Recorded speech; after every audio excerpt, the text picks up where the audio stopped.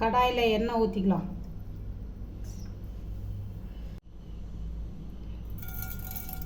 கடுகு போட்டு கடுகு உளுந்தம் பருப்பு,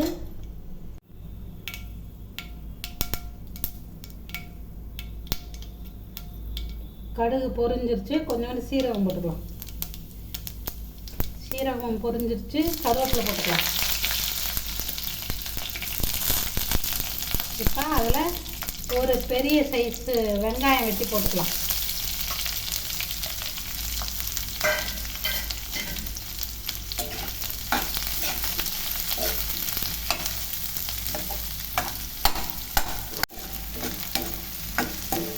வெங்காயம் வதங்கிருச்சு.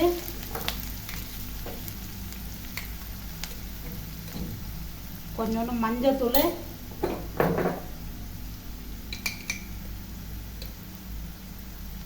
அது மேலே மிளகாத்தூள்,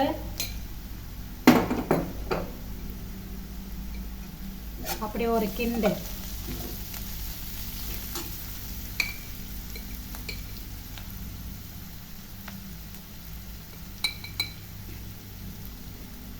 கொஞ்சோண்டு தனியாத்தூள், அதான் குழம்புக்கு அரைச்சி வச்சுருக்கோம்ல அந்த தனியாத்தூள்.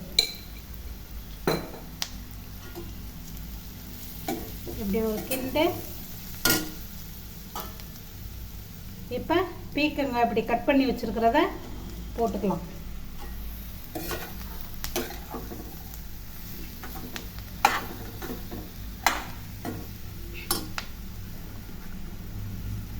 ஒரு கிளறிக்கலாம். அதுக்கு தேவையான அளவு உப்பு போட்டு ஒரு கிளறி மூடி வச்சுக்கலாம். ரசமியா சேனலை சப்ஸ்கிரைப் பண்ணுங்கள், ஆல் பட்டனை அழுத்துங்க. இப்போ பாதிக்கு வெந்துருச்சு பாருங்கள். அரைச்சி வச்சுருக்க ஒரு பெரிய சைஸ் தக்காளியை இப்போ ஊற்றுங்க. ஊற்றி ஹையில் வச்சுக்கோங்க.